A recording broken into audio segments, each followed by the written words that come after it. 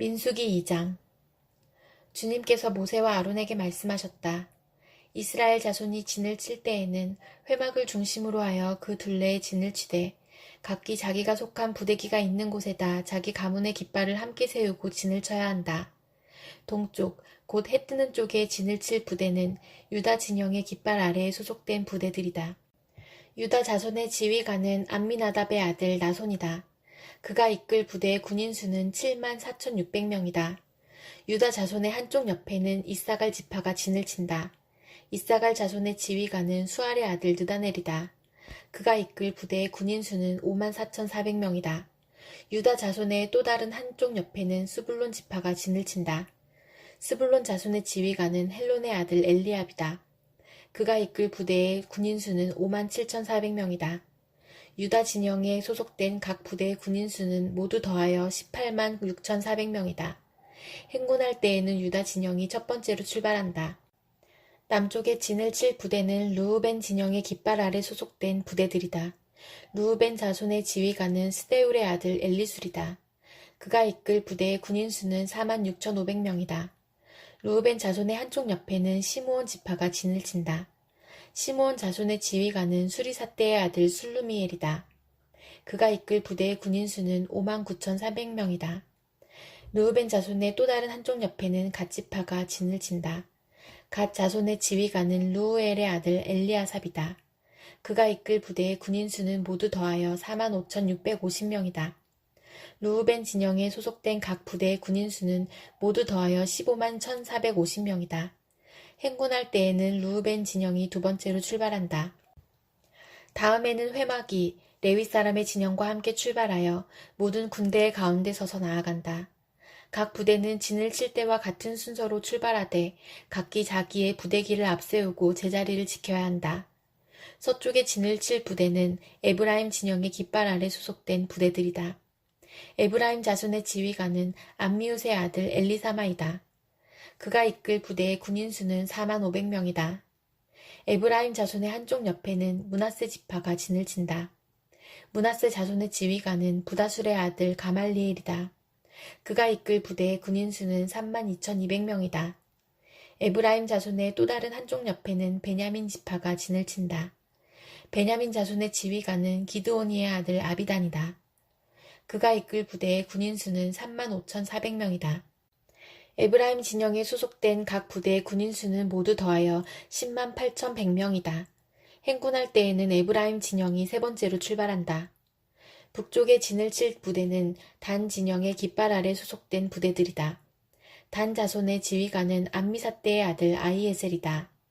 그가 이끌 부대의 군인 수는 6만 2,700명이다. 단 자손의 한쪽 옆에는 아셀 지파가 진을 친다. 아셀 자손의 지휘관은 오그란의 아들 바기엘이다. 그가 이끌 부대의 군인 수는 4만 1,500명이다. 단 자손의 또 다른 한쪽 옆에는 납달리 지파가 진을 친다. 납달리 자손의 지휘관은 에난의 아들 아이라이다. 그가 이끌 부대의 군인 수는 5만 3,400명이다. 단 진영에 소속된 각 부대의 군인 수는 모두 더하여 15만 7,600명이다.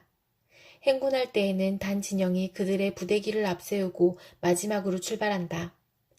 다음은 이스라엘 자손 가운데서 집안별로 병적부에 오른 사람들의 숫자이다. 모든 진영 각 부대에 소속된 군인의 수는 모두 더하여 60만 3,550명이다. 그러나 이스라엘 자손 가운데서 레위 사람들은 주님께서 모세에게 명하신 대로 병적부에 올리지 않았다. 이처럼 이스라엘 자손은 주님께서 모세에게 명하신 대로 다 하였다. 그리하여 그들은 각기 가문별 가족별로 자기들의 깃발 아래에 진도 치고 행군도 하였다. 시편 36편.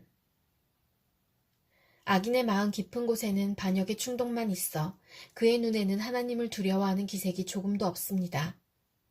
그의 눈빛은 지나치게 의기양양하고 제 잘못을 찾아내 버릴 생각은 전혀 없습니다.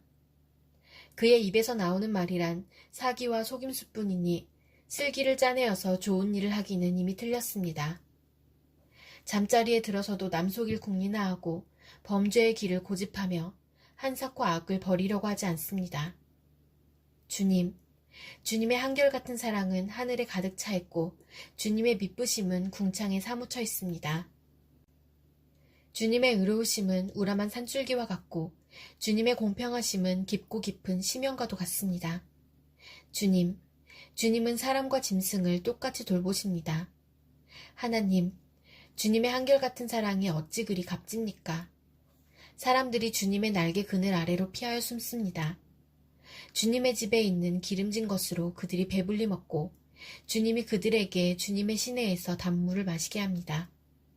생명의 샘이 주님께 있습니다. 우리는 주님의 빛을 받아 환히 열린 미래를 봅니다. 주님을 사랑하는 사람들에게는 주님께서 친히 한결같은 사랑을 베풀어 주십시오. 마음이 정직한 사람에게는 주님의 의를 변함없이 베풀어 주십시오. 오만한 자들이 발로 나를 짓밟지 못하게 하시고 악한 자들이 손으로 나를 휘두르지 못하게 하여 주십시오. 그때의 악을 일삼는 자들은 넘어져서 다시는 일어나지 못한다. 전도서 12장. 젊을 때의 너는 너의 창조주를 기억하여라.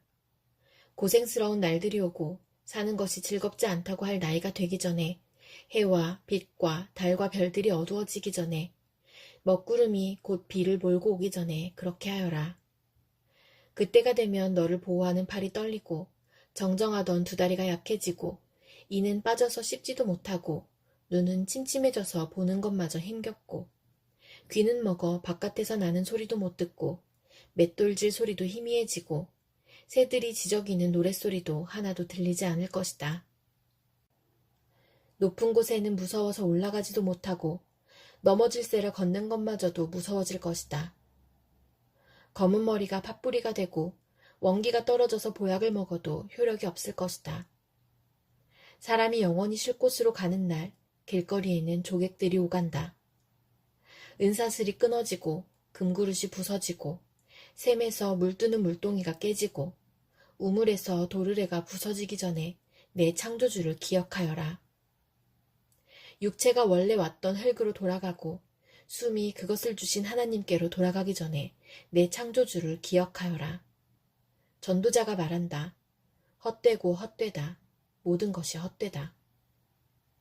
전도자는 지혜로운 사람이기에 백성에게 자기가 아는 지식을 가르쳤다.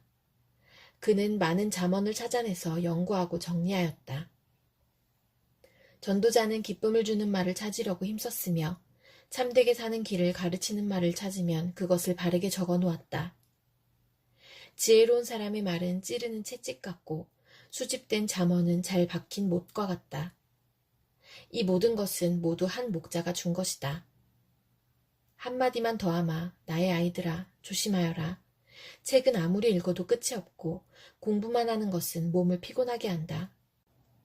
할 말은 다 하였다. 결론은 이것이다. 하나님을 두려워하여라. 그분이 주신 계명을 지켜라. 이것이 바로 사람이 해야 할 의무다. 하나님은 모든 행위를 심판하신다. 선한 것이든 악한 것이든 모든 은밀한 일을 다 심판하신다. 빌레몬서 1장.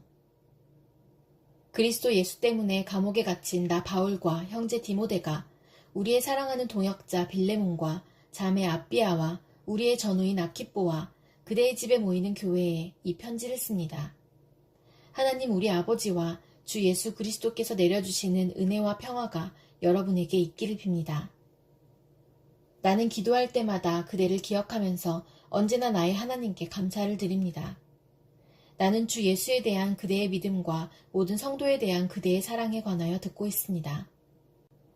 그대의 믿음의 사귐이 더욱 깊어져서 우리 안에 있는 모든 선한 일을 그대가 깨달아 그리스도께 이르게 되기를 나는 기도합니다. 형제여, 나는 그대의 사랑으로 큰 기쁨과 위로를 받았습니다. 성도들이 그대로 말미암아 마음의 생기를 얻었습니다.